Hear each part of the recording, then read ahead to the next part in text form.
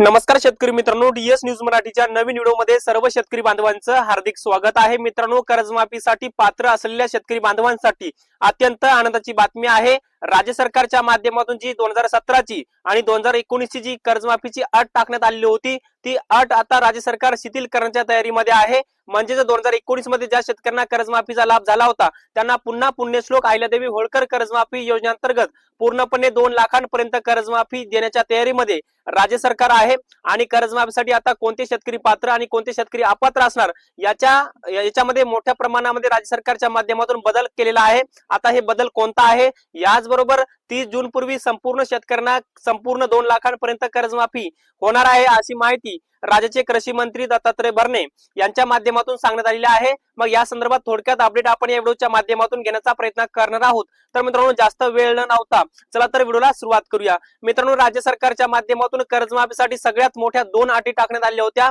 ज्याच्यामध्ये 2017 ची कर्जमाफी आणि 2019 ची कर्जमाफी। आणि या दोन्ही कर्जमाफी योजनेअंतर्गत पात्र असलेल्या शेतकऱ्यांना फक्त 50,000 रुपयाची कर्जमाफी होणार अशी स्पष्टपणे अट राज्य सरकारच्या माध्यमातून टाकण्यात आली होती। परंतु विविध शेतकरी नेत्यांच्या माध्यमातून चालू असलेले आंदोलन पाहता राज्य सरकार आता ही अट शिथिल करण्याच्या तयारीमध्ये आहे। मग आता 2017 ला जी काही छत्रपती शिवाजी महाराज कर्जमाफी योजना झाली होती, या कर्जमाफी योजनेअंतर्गत पात्र असलेल्या शेतकऱ्यांना सुद्धा या पुण्यश्लोक अहिल्यादेवी होळकर कर्जमाफी योजनेअंतर्गत कर्जमाफी होणार आहे।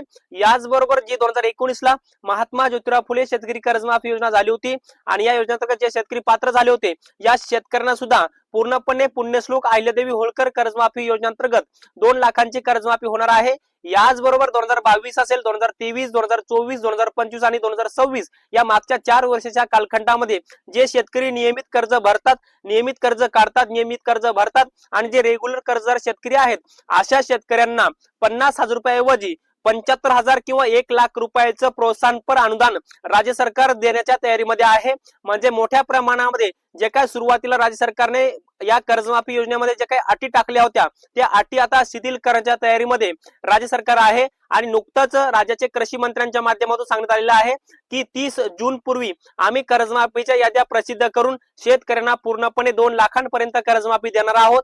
जर एखाद्या शेतकऱ्याचं कर्ज 2,20,000 असेल तर त्या शेतकऱ्याला 20,000 रुपये आपले भरावे लागतील, तरच त्या शेतकऱ्यांना 2 लाख रुपयाचं कर्ज माफ होणार आहे। एखाद्या शेतकऱ्याचं 3 लाख रुपयाचं कर्ज असेल तर त्या शेतकऱ्याचे 2 लाख रुपये माफ होणार आहेत आणि उर्वरित 1 लाख रुपये त्यांना भरावे लागणार आहेत।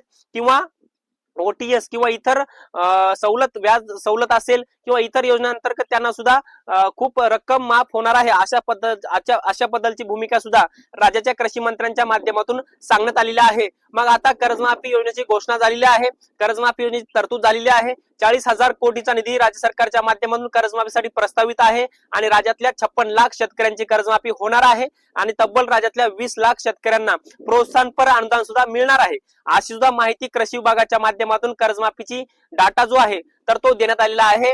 त्याचबरोबर आपण जर पाहायला गेलं तर बऱ्याच साऱ्या शेतकऱ्यांनी कर्ज घेतलेलं आहे, परंतु त्यांना माहित नाहीये की आमचं कुठलं कर्ज माफ होणार। तर त्या शेतकऱ्यांचं फक्त एका प्रकारचं कर्ज माफ होणार आहे, इतर कुठलंही कर्ज माफ होणार नाही। ज्याच्यामध्ये जिल्हा मध्यवर्ती बँका शेतकऱ्यांना सातबारावरती कर्ज देतात, विविध सहकारी बँका, विविध सहकारी पतसंस्था, राष्ट्रीयकृत बँका।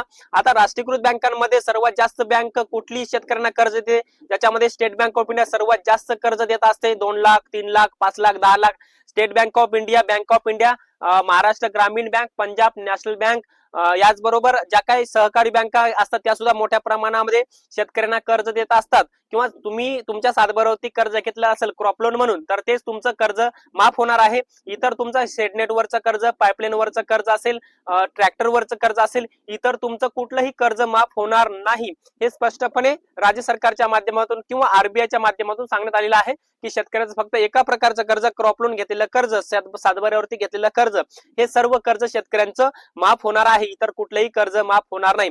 मग मित्रांनो, राज्य सरकारच्या माध्यमातून पुण्यश्लोक अहिल्यादेवी होळकर कर्जमाफी योजनेची घोषणा करण्यात आलेली आहे आणि या कर्जमाफी योजनेअंतर्गत शेतकऱ्यांची 2 लाखांपर्यंत कर्जमाफी होणार आहे।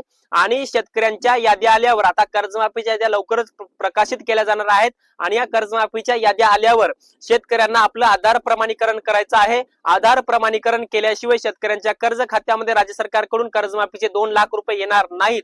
त्यामुळे आधार प्रमाणीकरण करणं अत्यंत महत्वाचं आहे आणि त्यापूर्वी तुमची कर्जमाफी होण्यासाठी तुमच्या आधारला बँक खातं लिंक, तुमचं कर्ज खातं लिंक, तुमचं पॅन कार्ड, ही संपूर्ण प्रोसेस तुमची असणं अत्यंत महत्वाचे आणि गरजेचं सुद्धा आहे. त्यामुळे कर्जमाफीच्या अटी शिथिल करण्याच्या तयारीमध्ये राज्य सरकार आहे आणि ह्या अटी शिथिल का करतं की आपण जर पाहिलंच आहे की राष्ट्रवादी शरदचंद्र पवार गटाचे रोहित दादा पवार यांनी पंढरपूरला आंदोलन केलं आणि त्या आंदोलनाचा इम्पॅक्ट असेल किंवा रविकांत तुपकरांचं आंदोलन असेल किंवा विविध शेतकऱ्यांचा आक्रोश असेल किंवा शेतकरी नेत्यांच्या ज्या काही मागण्या आहेत त्या सुद्धा योग्यच आहेत की 2019 जी काही कर्जमाफीची अट राज्य सरकारने टाकली होती की 2019 ला ज्या शेतकऱ्यांचं कर्ज माफ झालं होतं त्यांना या कर्जमाफी योजनेअंतर्गत फक्त 50,000 रुपये माफ होतील.